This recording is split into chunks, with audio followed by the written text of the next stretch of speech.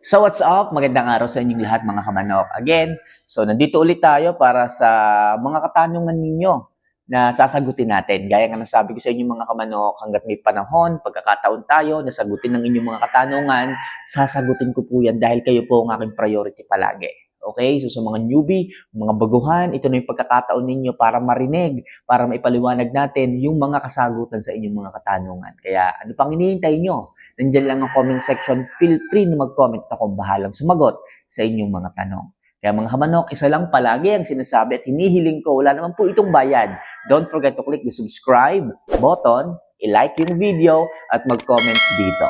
So magkakaibigan na tayo mga kamanok, magtatropa na tayo, huwag kayong mahiya. Para lang tayo nag-uusap dito, para lang tayo nagpapaliwanagan dito at nagpapalitan ng mga kuro-kuro, opinion. So kung may mga karagdagan din kayo at gusto ko rin matuto, syempre, ilagay nyo lang din sa comment section. Okay? So, kung nakapag-subscribe na kayo, nakapag-like na kayo, maraming salamat at huwag natin patagalin to. Simulan na natin ang topic ngayong umagang ito. So, ang unang katanungan ay galing kay, dami kasi, isa-isahin natin. So, galing kay Lawrence Giraslatan. Ayan, so ito yung katanungan niya. Idol Kamamay, sana masagot ang tanong ko kasi nagsalang ako ng manok for breeding. Tanong ko lang, Mamay, ilang araw po bang estimate bago umitlog ang babaeng manok? Sa first day, nagpapasalang po na nakakastahan siya agad. Ilang araw po ba ang tatakbuhin bago siya umitlog? Sana po masagot ka, Mamay. Okay, so maganda yung katanungan. Para sa mga baguhan sa breeding at hindi pa alam itong ganitong cycle ng pagbe-breed, liliwanagin ko po sa inyo mga kamanok. Okay, so actually, kailangan sa breeding mga kamanok, kailangan magsimula po tayo lagi sa priming. Huwag po tayo magsasalang, huwag po tayo magbe-breed na dinampot lang natin sa ranging, pasok ka agad sa breeding pen. Huwag pong ganon. Para po ma-maximize po natin yung mas maraming pangitlog ng manok, mas maayos, malalaki, matataas ang chance ng hatchability, kailangan i-priming po natin. Sa mga newbie dyan, iisahin ko, ihimayin ko. Ano po ang priming? So ang priming po, nagpupurga po tayo. Okay, sa first day, nagpupurga, nagpapaligo, nagbibigay ng injectable supplements kung kinakailangan at kulang sa pangangatawan yung ating mga manok. Okay? For example, nakita natin yung inahin, magana naman kumain pero payat yung katawan. So, nagbibigay tayo ng injectable supplements after nating maliguan sila. So, diyan tayo nagsisimula sa priming. Okay? Pagka okay na sila, na-priming na natin after 1 week, makikita nyo mas gumanda, mas gumaganda, mas kumikintab ang balahibo, nadidevelop yung magandang pangangatawan. At nakikita nyo, nag-i-start na silang kumakak. Pag sinabing kumakak, so sign po yun na ready for breeding na talaga yung mga manok.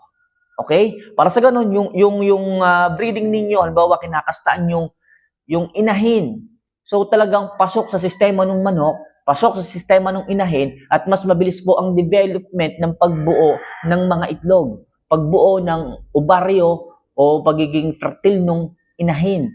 Para pasok talaga agad. So, katanungan mo ngayon, ilang araw ang tatakbuhin bago makapag-produce ng itlog yung isang inahin. So, bilang ka ng 10 to 12 days, or sabihin natin 10 to 15 days na lang, pero sa totoo lang, 10 days lang, nangingitlog na po yan after nilang makastahan. So, ganun lang po kasimple yan. Pero kung maghihintay kayo ng panahon, halimbawa, 10 days na, ay parang mangitlog. So, huwag kayong mainip. As long as nasunod po ninyo yung tamang proseso, nakapag-priming kayo, healthy yung manok, walang sipon, walang sakit, nakakastahan, meron kayong suplemento, liquid supplements, inihahalo or soluble supplements, inihahalo sa kanilang painom like Breeder ADE or Egg 1000, huwag kayong mag-alala, mangingitlog at mangingitlog yan. And take note of this, sa unang 3 itlog, nyo muna silang isa lang sa incubator. Possible, wala pa yung similya. Okay? So, alisin nyo muna yon, ilagaan nyo muna yon, iprito nyo muna yon. So, mapapakinabangan nyo yon. Okay? So, dati nga, na-experience ko, so, ikwento ko lang. Sa loob ng 3-4 na buwan, isang inahin, dire-diretso ko siyang ginamit sa breeding. At tuloy-tuloy ang pangingitlog, at tuloy-tuloy ang magandang pagpisa ng sisiw. Wala yung alisan sa breeding, ha? Anong ginagawa ko lamang? Pagkita ko maglilimlim na, nililiguan ko, sabay bigay ng injectable supplements, pasok ulit. So, tunga ako. Ang galing ng inahin, tsaka yung mga suplemento. Kaya mga kamanok, ganun lang ang susi. Okay? So, supplements, wag nyong aalisin. Then yung magandang patuka, halo lang ng fermented Jackie oats, makikita nyo, magsisigandahan ng pangangatawan. At walang taba kaya maganda. Yung iba kasi nagkakataba kahit kasta mo ng kastaan, i-breed mo ng i-breed, yung mga itlog dahil pala mataba. So, halo ka ng fermented Jackie Oats, lalagay ko dito, hindi ko alam kung dito ko ilalagay. Basta, lalabas sa video ito yung Jackie Oats, click mo na lang yon para maka-order ka. Then yun ang ibabad mo sa tubig, sa mineral water na 1 linggo, ihalo mo sa pagkain ng mga breeders mo. Napakaganda. Okay? So, medyo mahaba yung katanungan, kasagutan, pero okay lang, at least naliliwanagan yung ating mga subscribers. So, sa mga magtatanong na kagaya nitong ating si Lawrence, ganito kahaba kung kinakailangan na paliwanag ko sa inyong mga katanungan. Okay? So, next question. Galing kay Benji Gubangko. Ayan, boss, it is normal, English it is normal magkaroon ng black na uod sa fermented Jackie Oats. Yes po mga kamanok. It is normal na magkaroon. Especially kung hindi mo nabibigyan ng pansin, ng oras, ng atensyon, ng pagkakataon na haluin o imekos-mekos yan. Okay, required po na imekos-mekos araw-araw, halu-haluin yung ating fermented Jackie Oats kasi sinisip-sip po niyan yung tubig Halimbawa, naghalo ka sa lalagyan ng tubig na kalahati. Halimbawa, kalahating timba yung Jackie Oats mo. So, required mo na kalahati rin timba ang ilalagay mong tubig. Di puno. Okay? Di puno. So, paglipas ng ilang araw, sabihin natin ng 1 linggo, sisip-sipin po ng oats yung tubig na nilagay ninyo hanggang sa magpantay sila.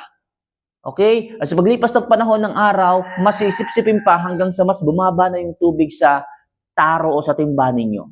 So, pag mas bumaba na yung tubig kaysa dun sa oats, yung ibabaw na surface, matutuyo yon. Pag natuyo yun, mangingitim yun. Pag nangitim yun, dun mag-i-start yung mga black uods. Sa una, white uods pa lang. Then pag tagal at hindi mo nga nahahalo, nagiging black uods. So, dapat gawin, everyday, bisitahin ninyo, haluin nyo.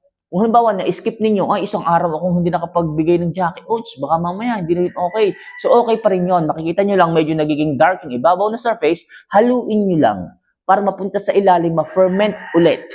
Okay? So, every time na magbibigay kayo ng Jackie Oats, ganun ang gawin po ninyo para maiwasan nyo yung mga black uods na yan. O yung mga white uods na yan. Pero, sa ganung paraan pa man, kahit merong uod yan, haluin nyo lang, and ready pa rin niyang ibigay. Healthy pa rin yan. Mga healthy uods yan, mga kamanok. Okay? Walang dapat itapon, walang dapat masayang. Yung iba lang mga arte ang nanghihinaya. Okay? So, yan po ang gustong-gustong amoy, pagkain, lasa ng ating mga alagang mga manok. So, don't worry, wala kang dapat ipangamba. Yung mga uods na yan, normal lang yan kung nakaligtaan mong haluin sa araw-araw yung fermentation mo ng Jackie Oats. Okay, so sana malinaw tayo dyan. Good vibes lang tayo. So, good luck and happy farming sa iyo. So, next question. Okay. So, galing kay Mary Dre Pine. Ayan. So, paliwanag mo muna ilang % ng Peruvian bago mo sabihin na maganda siyang i-breed. Okay? So, dito mga kamanok, yung linyada ko, nakabase tayo sa Peruvian na linyada, which is napakaganda para sa akin nung outcome. Okay? So, talagang ang ganda Yung manok, early maturing, yung manok, ang gaganda ng pangangatawan. So, tinatanong niya kung ilang percentage ng Peruvian na linyada ang kailangan bago daw po natin sabihin. So, nasa sa inyo po yan mga kamanok. Kung kayo is may purong linyada dyan, i-breed nyo muna siya. Okay? Pag na-breed nyo, nakita nyo na ang size is okay na, or sabihin natin, malaki pa, so i-breed nyo ulit, ibalik nyo po ulit sa inyong mga chickens na sabihin natin American chickens, ibalik nyo po ulit. Kung nakita nyo na okay na yung size, hindi na siya masyadong malaki, so ngayon, itry nyo po na ipasyal. Okay? So, doon nyo po malalaman kung maganda na ba yung ganong klase ng breed. Halimbawa, 1/4 Peruvian, 3/4 na Gilmore. Halimbawa lang. Ay, maganda.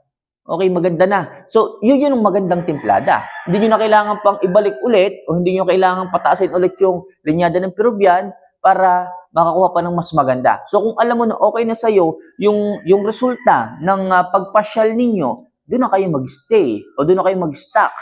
So, 1/4 na Peruvian, 3/4 na Gilmore. Yun yung magandang percentage. Pero kung sa tingin mo, parang mabagal pa rin Pero okay na sana, mabagal pa rin. So, ibalik mo ulit.